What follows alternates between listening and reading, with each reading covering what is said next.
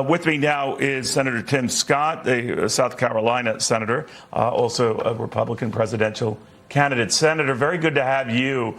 I don't know if you had a chance, sir, to listen to everything the former Israeli ambassador just said, but he said that Israel's going to hang tough. This attack is not going to be a tentative attack. It's going to be a sweeping one, with the goal being aggressive, destroy and annihilate Hamas. Do you agree with that?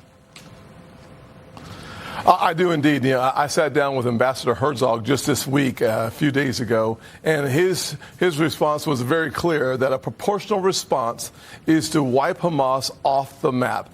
And I agree with him. The bottom line is, when you see the inhumanity, you see the devastation, you see, frankly, Neil, the evil brought upon the Jewish people in the state of Israel, you can't not ever look at a baby again and not thank God that that child is healthy, when you know in Israel, babies were burned. They were beheaded. It's just devastating. And to watch Prime Minister Netanyahu's response by saying in advance to those living in Gaza, leave. We are coming in. There will be a complete siege. Having the type of discipline that we've seen from the Prime Minister to give people a chance to leave, it is an important indication of the integrity and the morality. But at the end of the day, Hamas needs to cease to exist. And I believe that we should have no daylight between the United States of America and Israel in their objective to keep their people safe. Still, a lot of what you've been saying lately is a lot more sharp and in your face than we've heard from you during this long presidential campaign, Senator. You had said just the other day that President Biden has blood on his hands. You suggested that the president wasn't even complicit as such in this Hamas assault. What did you mean by that? Well, Neil, listen, one of the things I will say is, as a guy that believes that commitment to Israel is not just the right thing to do because they're our ally, the right thing to do because they are our friends, but that the fact of the matter is that as a person who believes Psalms 122:6 to pray for the peace of Jerusalem, and those who do will prosper, I believe that it is our responsibility to have a sharp, strong response to evil when we see it, especially when it's brought upon our ally. I would simply say that when you have the weakness of President Biden, you invite attacks. When you negotiate a deal creating a market for hostages, $6 billion to Iran, what did Hamas say? They said, thank you to Iran. That, in my opinion, is being complicit. We know, Neil, that money is fungible.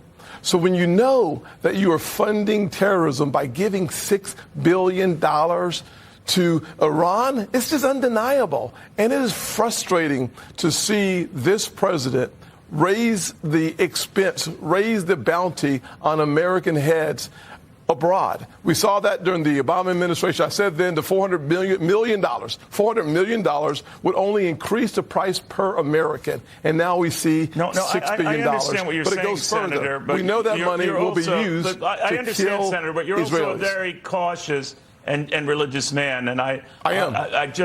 Yes. I read from that you were putting the blame for this and maybe laying the siege of this on President Biden. I got that. But last time I checked, Hamas butchered those babies. Hamas killed better than 1,000 innocent Israelis. So do you think at this time, when the war is on tenterhooks, that's responsible language? I do think that it's, without any question, it's clear. It's clear language, and it's forceful language, because it is disgusting to see the evil brought upon the Jewish people. And Hamas's objective is not just to eliminate Israel, it is to eliminate every Jewish person on the planet and to provide resources to Iran, where you know they're the primary supporter of Hamas financially. That puts you in a position of being complicit. I don't know where there is any guessing on this one. This one seems to me to be a straight line.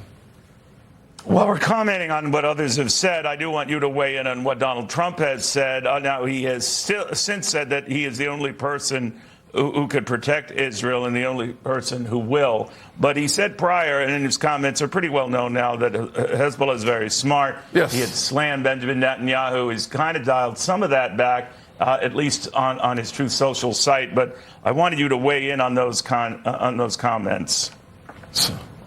Well, Neil, I've said it all week when asked. Without any question, the former president, President Trump, was just dead wrong. We should have no daylight between America and Israel. We should have no negative comments about Prime Minister Netanyahu as he engaged in a war to defend his entire nation and the Jewish people. But it goes a step further.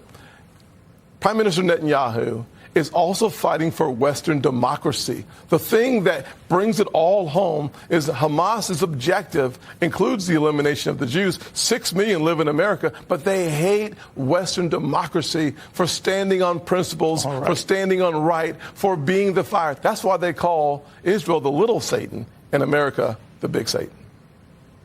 Got it. Senator, thank you very much for taking the time. Senator Tim Scott, on all of that, we're going to be talking to Ron DeSantis about this very same issue a little later in the show.